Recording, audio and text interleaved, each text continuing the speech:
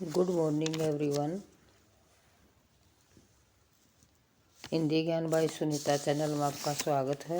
Students, आज हम करेंगे अलंकार। अलंकार में सबसे पहले तनुजा तट तमाल तरवर बहुछाए पंक्ति में कौन सा अलंकार है? तनुजा तट तमाल तरवर बहुछाए पंक्ति में कौन सा अलंकार है?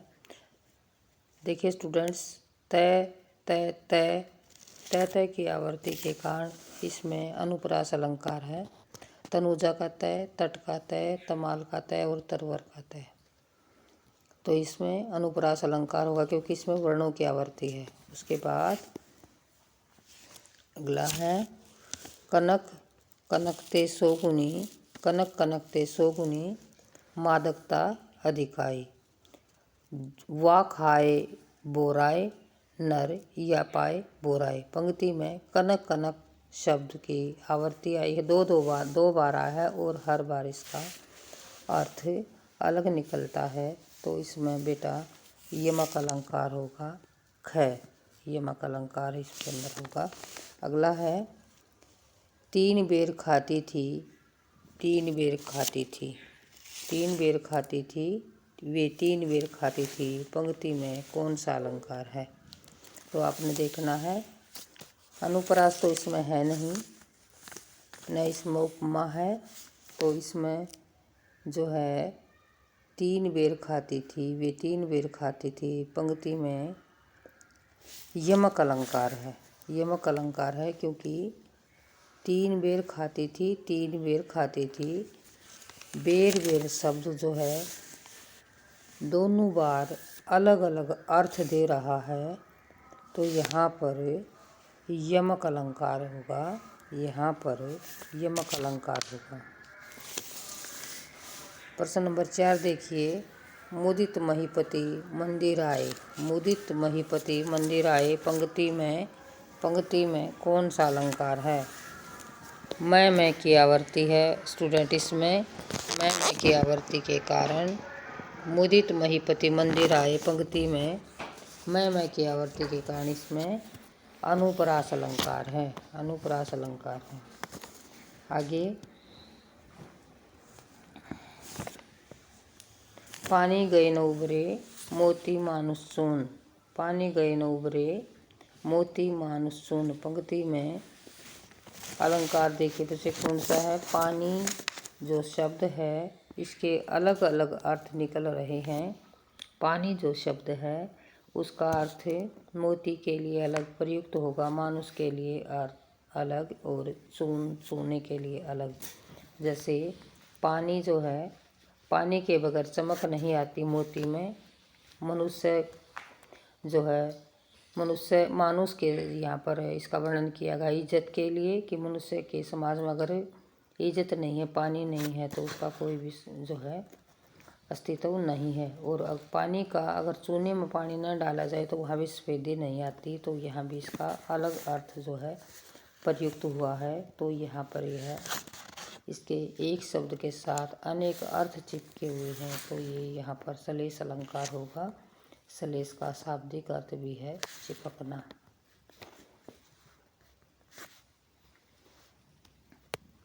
सलेश अलंकार होगा चिपकना। आगे देखिए प्रश्न नंबर 6 है,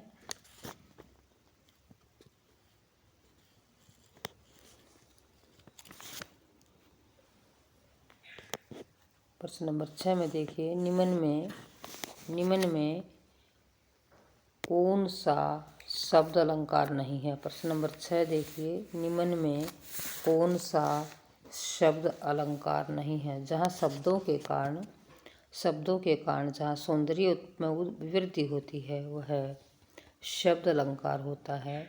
तो यहाँ पर यमक है, अनुप्रास है, सलेश है और उपमा है। तो जो है उपमा अलंकार वह है, उपमा अलंकार है, वहाँ अर्थ के कारण चमत्कार उत्पन्न होता है, इसलिए उपमा अलंकार यहाँ पर सही आंसर हमारा रहेगा। उपमा अलंकार हमारा सही आंसर यहाँ पर रहेगा। तो यहाँ हम उपमा को राइट करेंगे।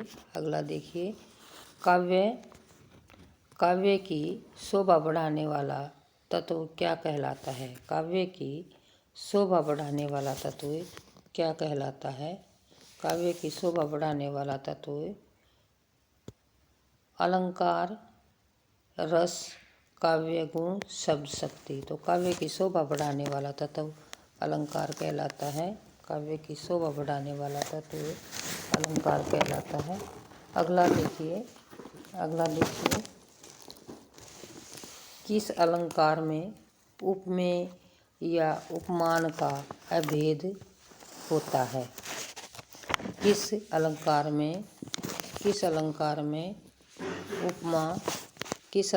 में उपमा और उपमान और उपमेय का अभेद आरोप किया जाता है? किस अलंकार में उपमेय पर उपमान का अभेद आरोप किया जाता है?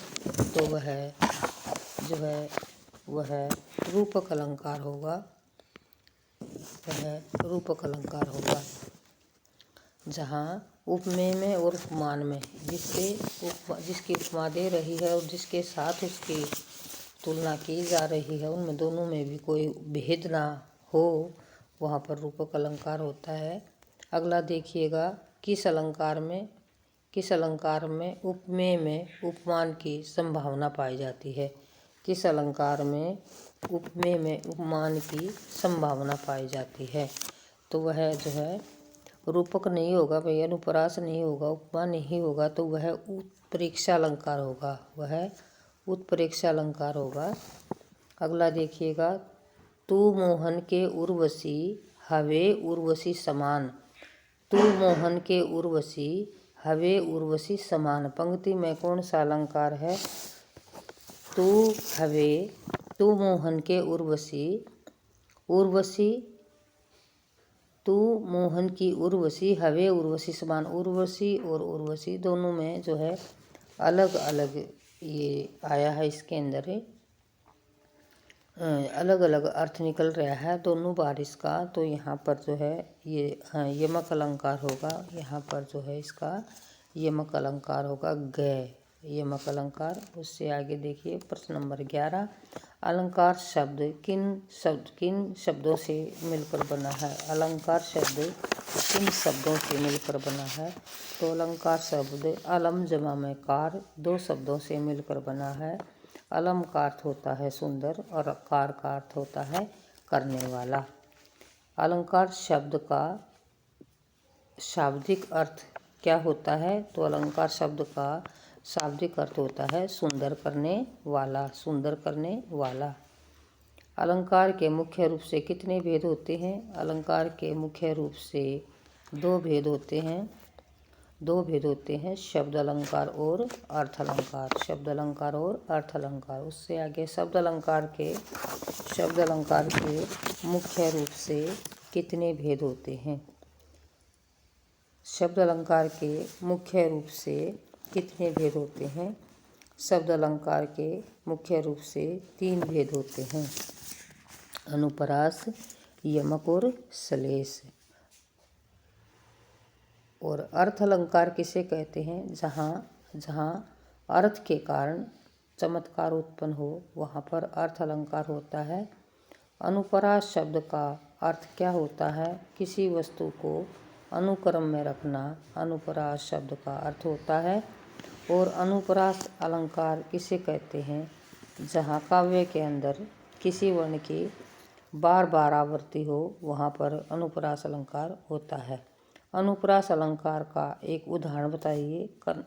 अनुप्रास अलंकार का एक उदाहरण बताइए। तो यहाँ पर जो है मुदित महीपति मंदिर आए मैं की आवृत्ति के कारण यहाँ पर अनुप्रास अलंकार है। यमक शब्द का क्या अर्थ है? यमक शब्द का अर्थ है बार बार। यमक शब्द का अर्थ है बार बार। और आगे है यमक अलंकार। यमक अलंकार किसे कहते हैं? जब काव्य में एक ही शब्द 2 या 2 से अधिक बार आए, वहाँ पर और अलग अलग अर्थ दे, वहाँ पर यमक अलंकार होता है। वहाँ पर यमक अलंकार होता है। यमक अलंकार के लक्षण और एक उदाहरण द्वारा स्पष्ट कीजिए। जैसे यमक अलंकार का उदाहरण है काली घटा का घमंड घटा। यमक काली घटा का घमंड घटा। यहाँ पर घटा और घटा दो बार आया। घटा का अर्थ है छाए हुए बादल और घटा का अर्थ है कम होना। ये 23 प्रश्न हमने किए। आशा है आपके समझ में आए होंगे।